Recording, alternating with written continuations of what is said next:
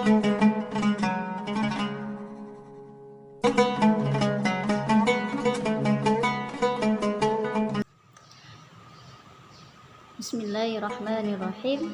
Assalamualaikum warahmatullahi wabarakatuh. Alhamdulillahi rabbil alamin. Assalatu wassalamu ala asrafil anbiya'i wal mursalin wa ala alihi wa sahbihi ajma'in, amma ba'd. Puji syukur kehadirat Allah Subhanahu wa taala, di mana pada kesempatan pagi hari ini Allah masih memberikan kepada kita semua nikmat kesehatan, nikmat iman, dan tentunya kesempatan yang masih Allah berikan kepada kita sehingga kita masih bisa menjalankan ibadah puasa di bulan suci Ramadan ini.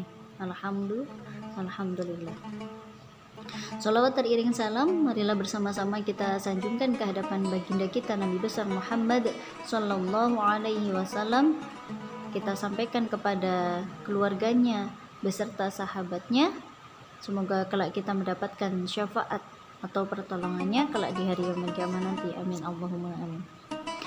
Baiklah anak-anakku sekalian, pada kesempatan kali ini Ibu akan menyampaikan sedikit tausiah atau kultum yang bertema beberapa golongan orang-orang yang akan didoakan oleh para malaikat. Golongan yang pertama yaitu orang-orang yang berinfak di jalan Allah. Dikatakan tidak satu hari pun di mana pada pagi harinya seorang hamba ada pada dirinya dua perkara, yaitu akan didatangi oleh dua malaikat. Malaikat yang pertama akan berkata, "Ya Allah, berikanlah ganti kepada orang yang berinfak pada hari ini."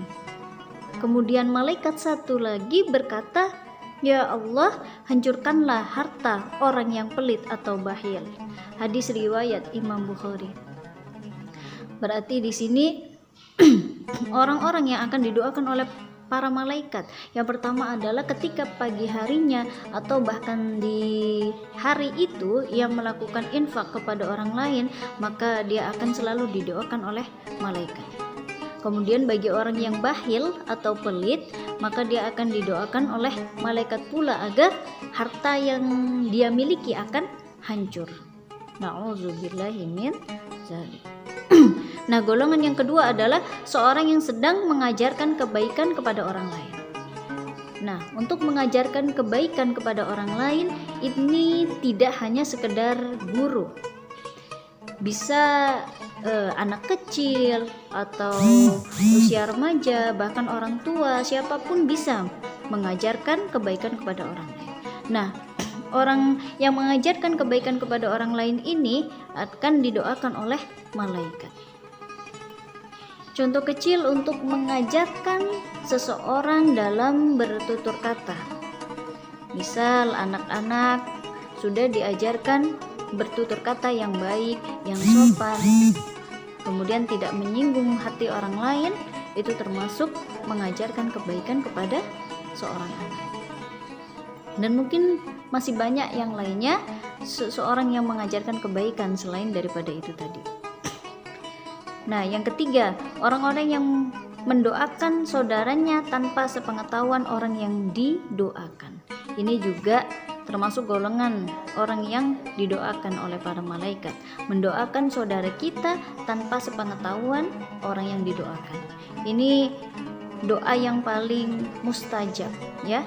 Biasanya doa ini terkabulkan karena dia mendoakan orang lain tanpa sepengetahuan orang yang didoakan. Dan doa kebaikan untuk orang lain ini tadi sama saja untuk doa dirinya sendiri, maka kebaikan itu akan kembali kepada dirinya sendiri.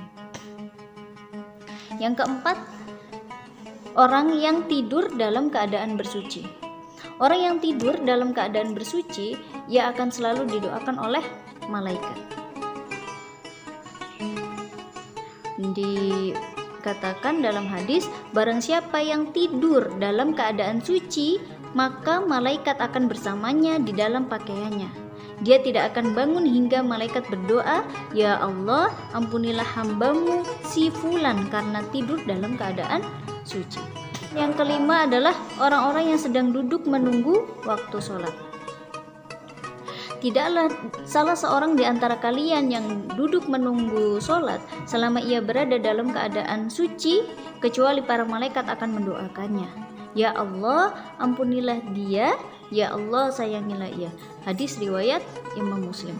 Yang keenam adalah orang-orang yang berada di shaf barisan depan di dalam sholat berjamaah. Ini juga termasuk golongan yang selalu didoakan oleh para malaikat.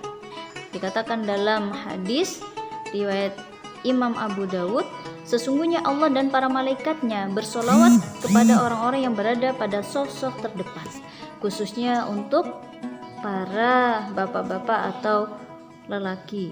Jadi diutamakan untuk sholat memilih barisan paling terdepan. Yang ketujuh adalah orang-orang yang menyambung shaf sholat berjamaah tidak membiarkan kosong di dalam sholat. Jadi ketika ada shaf kosong, barisannya ada yang kosong, misalnya masih renggang di depannya, maka kita dianjurkan untuk mengisi shaf yang masih renggang atau yang masih kosong tersebut. Karena apa? Ternyata malaikat itu selalu mendoakan orang yang tadi melengkapi yang tidak penuh dalam barisan sholatnya. Jadi dia jangan membuat barisan di belakang, tetapi memenuhi barisan yang di depan. Untuk selanjutnya, golongan yang didoakan oleh malaikat adalah orang-orang yang sedang sholat dan mengucapkan amin. Karena barang siapa ucapannya itu bertepatan dengan ucapan malaikat, maka ia akan diampuni dosanya yang masa lalu. Masya Allah ya. Yang kesembilan yaitu orang-orang yang duduk di tempat sholatnya setelah melakukan sholat.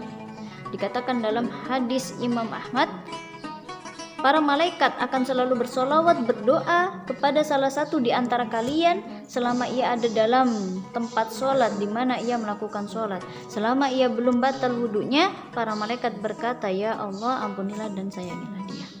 Jadi ketika kita sudah selesai sholat, maka jangan buru-buru untuk pergi, tapi di situ kita berzikir, mengingat kepada Allah, kemudian meminta ampun kepada Allah, karena disitulah malaikat sedang mendoakan kita.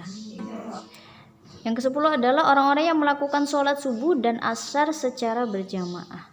Nah, sholat subuh dan asyar ini termasuk sholat yang ketika dalam pelaksanaannya tergolong berat. Jadi kita mendapatkan keistimewaan tersendiri, yaitu didoakan oleh para malaikat bagi orang yang selalu menjalankan sholat subuh dan sholat asyar berjamaah. Kemudian juga pahalanya begitu banyak ya. Jadi waktu sholat subuh dan asar ini adalah waktu pergantian penjagaan malaikat, dan disinilah waktu-waktu yang sangat mustajab untuk kita berdoa. Dan tentunya orang-orang yang bisa menjaga sholat subuh dan asar berjamaah, tentunya dia bisa menjalankan sholat jamaah yang lain juga, zuhur, maghrib, dan isya secara ringan. Mungkin hanya itu yang bisa Ibu sampaikan, semoga bermanfaat. Ibu akhiri, wassalamualaikum warahmatullahi wabarakatuh.